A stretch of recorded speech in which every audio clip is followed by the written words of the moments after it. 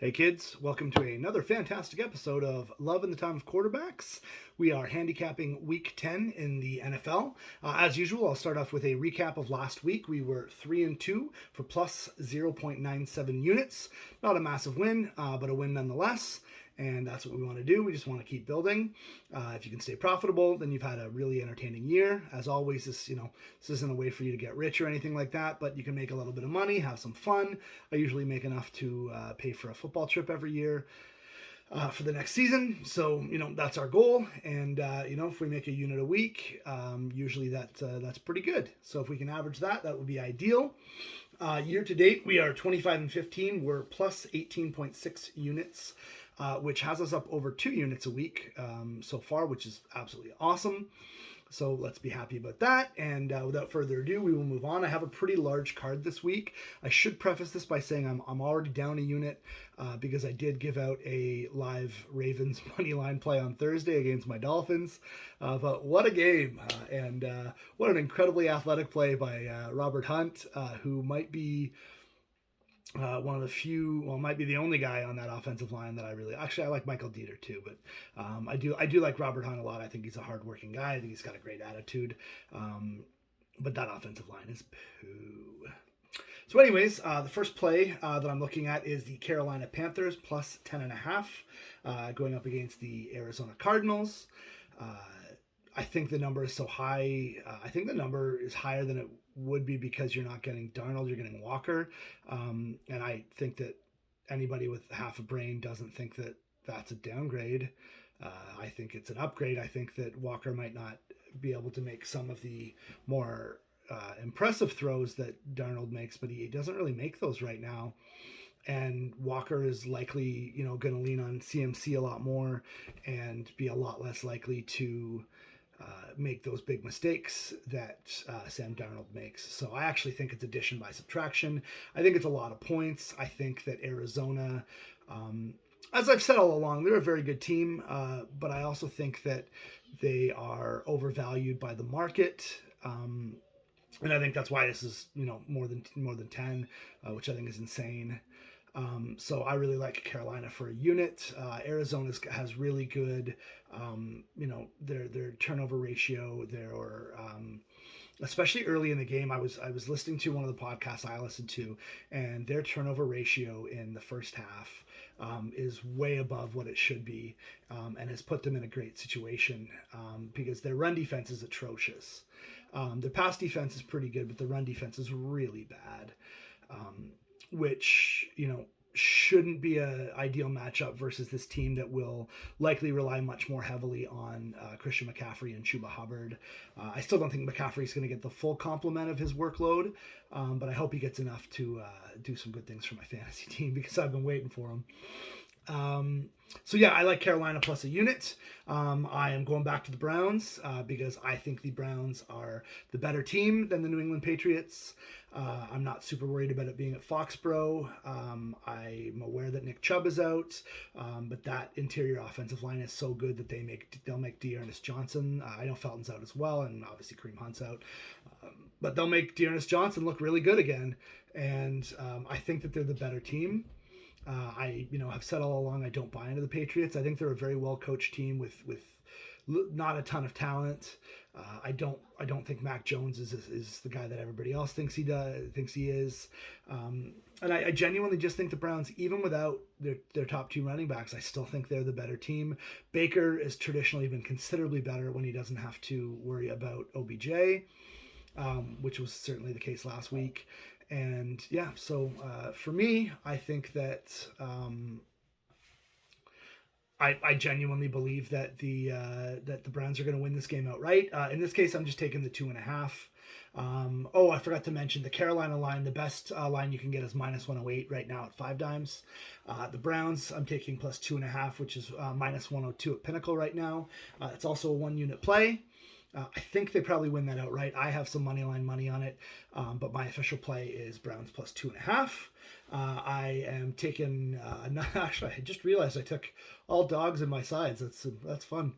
I'm taking Detroit plus 8.5. Currently minus 110 at Bodog is the best line I found for that. For a unit, they are playing the Pittsburgh Steelers. Steelers coming off a super lucky win against the Bears. They were literally gifted everything you could possibly be gifted in that game in order to win that game. They probably didn't deserve to win it. I don't think that the Steelers can beat anybody by more than a touchdown. So if you're going to give me 8.5 against a Lions team that fights hard, I think this is going to be a low scoring game. The area where the Lions get really, really burned is deep, and Ben can't throw it deep. They're missing Claypool, so that will hurt them a little bit. But again, I mean, I have no delusions the Steelers are probably going to win this game. But can they win by more than a touchdown? Even if they're up by, say, 14 points in the fourth quarter, there's tons of backdoor value for the Lions. I like plus 8.5 for one unit there. The next one, I'm going to say I wouldn't necessarily make this play if you're going to tail me right now. I would wait. But I like Minnesota plus 3. It's currently plus 100 at Pinnacle. They're playing the LA Chargers. The reason I would say that I would wait is because they've had some COVID issues, and it's very possible that somebody else could be, that some other players could be, out. Because of close contact and stuff like that. So I'm not 100% sure. I think we'll know more today. But Minnesota, if you look at their expected win rate or what expected win total based on their DVOA this year and the way that they've played the games, they're expected to have 5.5 wins, just under 5.5. I think it's 5.41 wins or something like that. And they only have 3. Whereas the LA Chargers have 5 wins, and they are only expected to have 4.4. Minnesota should have one more win than them. There's no home field advantage for the Chargers. We know that. That's not a secret. I think that Minnesota's going to have a pretty easy time running on them. The Chargers' run defense is not spectacular. And I think Minnesota's another candidate for an upset here. I know they've got a bunch of stuff going on with Dalvin Cook, but it looks like he's going to play, and obviously that's something he's known about all year, and it's affected him a little bit, but between the guys that they have there, I think that they should be able to run the ball pretty effectively. It's not a primetime game, so Cousins should be better. The only thing that gives me really real pause is that Danielle Hunter's not there, and I really like him. I think he's very, very good. If Danielle Hunter's in, I probably take the money line on this one. Although I think the line's probably different if Danielle Hunter's in. I think it probably moves at least a point because I do think he's that important. But I still like Minnesota plus 3. I have been on them a lot this year. I wasn't on them last weekend, but I did. Baltimore still covered the teaser that we had them in, so that worked out for us. The best line I have found for that, as I said, is plus 100 at Penny, and that's for one unit as well. My last play is Philadelphia plus 2.5 facing the Denver Broncos. I've been really down on the Broncos lately. I think that they're still being overvalued because of that win over Dallas, where Dallas didn't really show up. I don't love Teddy. I think that their D, is significantly worse, even from a mental standpoint without Von Miller. And I think people don't realize what that, what the mental part of the game really does matter. Momentum matters, and affecting your head matters. If you just look at the way that the Miami offense worked once Tua Tagovailoa came into the game on Thursday, and yeah, I'm a Tua fan, but Jacoby Brissett is hot garbage. He's not even regular garbage. He is garbage that is on fire. And as soon as Tua came into the game, you could see that they felt better. The offensive line was still trash, but they actually had a couple of plays where they blocked really well. The long pass he made to Waddle, he had a phenomenal pocket, which is not something you get to say about a Miami quarterback ever, really. And I believe that has a lot to do with them, believing in him and the guys liking him and wanting to play with him. And so I think that the opposite can happen to a team too. And I think that Denver can, feel like they're missing out of Von Miller and feel like they're, not as deep. Obviously their secondary is still going to be really good, but that's not really a thing for Philly. Philly runs the ball a ton. Or has been more so lately, and has realized that works really well for them. They're not a spectacular passing offense, and I think that they might struggle there. I think this is gonna definitely be a low scoring game. So in that case, you take the points, and so I'm taking Philly plus 2.5 minus 109 at Penny for a unit. And those are my 5 side plays. I also have 2 teasers that I like. I think there's a ton of teaser options this week that I like a lot. So the first one is a 7-point teaser for 2 units. And it has, I'm moving Philly up to 9.5 for the reasons I said before. I don't think there's any way Denver can win this by double digits. I'm moving the Browns up to 9.5. Same reasons I said before. I really can't see any scenario where the Patriots win that game by double digits. And the last one there is I'm moving Seattle to +10 from +3, playing Green Bay for a couple of reasons. Russ, again, on that podcast, I follow a podcast, and they were saying something about Russ this week where in games where he's teased when he's a dog, he has some ridiculous 89% record or 94%. It's something very high of hitting. And I wish I had the actual number. I should have written it down, but I listen to my car all the time.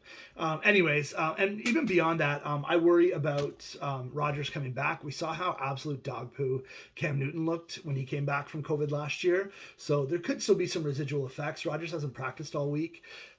So in the very least, he's going to be rusty.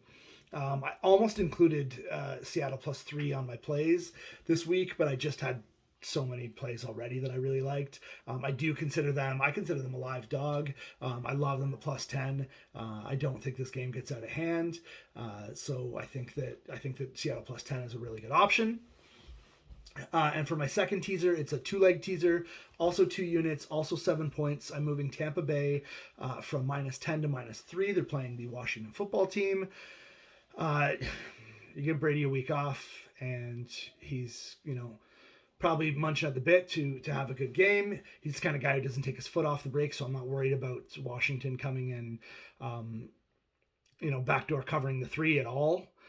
So I really, I think Washington's not very good. I think Tampa is very good, and Tampa's going to want to come back and make a statement. So I like Tampa -3 there. I also am taking the New Orleans Saints and moving them up to +10. Yes, I'm aware Alvin Kamara will be out. I still think that their defense is elite, and I think that without Derrick Henry, Tennessee is going to have a harder time scoring, specifically against what I believe is a very, very good secondary for the New Orleans Saints. So I just think, and this is just, I think 10 points is too many. I don't love Simeon, but I do think they're going to have some success when they bring Taysom Hill in and do those running plays. Tennessee has not been spectacular against the run, and I think there's going to be some options there when Taysom Hill is in. So I think 10 points is too many for them to cover. So I'm going to roll with New Orleans +10 on that one for 2 units.